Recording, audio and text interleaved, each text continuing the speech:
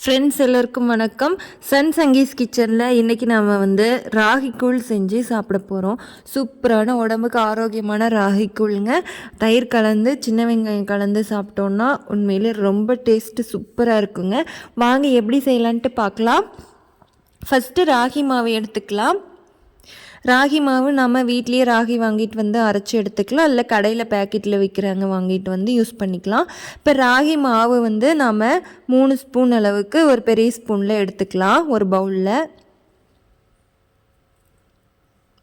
3 spoon ragi மாவு சேர்த்ததுக்கப்புறம் நாம் தண்ணி சேர்த்திக்க போகிறோம். தண்ணி நம்ம டீ குடிப்போம்ல அந்த டம்ளர் அளவில் ஒரு 4 டம்ளர் அளவுக்கு தண்ணி சேர்த்திக்க போகிறோம். ரொம்ப ஆரோக்கியமான கூழ் செய்ய போகிறோங்க. 4 டம்ளர் நம்ம தண்ணி சேர்த்திக்கலாம். ராகி மாவு கூட தண்ணி சேர்த்திட்டு நல்லா கரைச்சிக்கலாம்.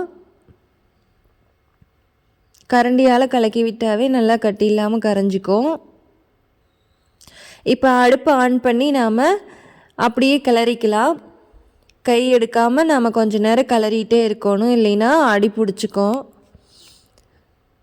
நல்லா கிளறிட்டே இருக்கலாம் ஃப்ரெண்ட்ஸ். நல்லா கொஞ்ச நேரம் கிளறினோன்னாவே பாருங்கள், நல்லா பொங்கி கொதிக்க ஆரம்பிச்சிடும். நல்லா கொதிக்கிட்டோம், ரொம்ப நேரம் கொதிக்கணும், அப்போ தான் உடம்புக்கு சேரும். ரொம்ப நேரம் நல்லா கொதித்து பொங்கி பொங்கி நல்லா கொதிக்குங்க. கிளறிட்டே இருக்கலாம். அடி பிடிக்காமல் நல்லா கிளறிட்டே இருந்தோன்னா கூழ் ரெடி ஆகிடுச்சுங்க. ரொம்ப நேரம் கொதிச்சதுக்கப்புறம் அடுப்பை ஆஃப் பண்ணிடலாம். ஆஃப் பண்ணிவிட்டு நம்ம இறக்கி வச்சிடலாம். நல்லா கூழ் ஆறிட்டுருக்கட்டும். பாருங்கள், நல்லா ரெடி பண்ணியாச்சு. கூழ் கலராக நல்லா பிளாக்காக தெரியுது. தயிரும் நம்மளுக்கு ரெடியாக இருக்குது. மேலே இருந்த ஆடையை எடுத்து வச்சிடலாம். தயிர் மட்டும்தான் யூஸ் பண்ண போகிறோம். இப்போ கூழ் ஆறிட்டுருக்கட்டும். நாம் சின்ன வெங்காயம் தொளிச்சிக்கலாம். ஒரு கை அளவுக்கு சின்ன வெங்காயம் எடுத்துருக்கோம். இப்போ இதை குட்டி குட்டி பீஸாக நாம் இந்த மாதிரி கட் பண்ணி எடுத்துக்கலாம்.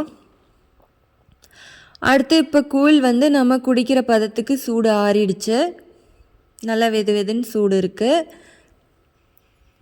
இதை நாம் ஒரு பவுலில் சேர்த்திக்கலாம். குழந்தைங்களுக்கு கூட இந்த மாதிரி கொடுத்தோன்னா விரும்பி சாப்பிட்றாங்கங்க. இந்த மாதிரி கூழ் அவங்க சாப்பிடும்போது சிறுதானிய உணவு உடம்புக்கு ரொம்ப ஆரோக்கியத்தை கொடுக்கக்கூடியது. குழந்தைங்களுக்கு பிடிச்ச மாதிரி இந்த மாதிரி நாம் சமைச்சு கொடுக்கலாம். உடம்புக்கும் குளிர்ச்சி தான், ரொம்ப நல்லது.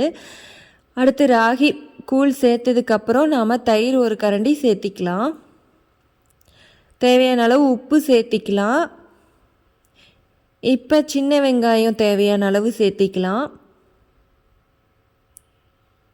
சூப்பராக இருக்குங்க. கூழ் ரொம்ப ஈஸியாக ரெடி பண்ணிட்டோம். தயிருக்கு பதிலாக இதில் நீங்கள் மோர் கூட சேர்த்திக்கலாம்.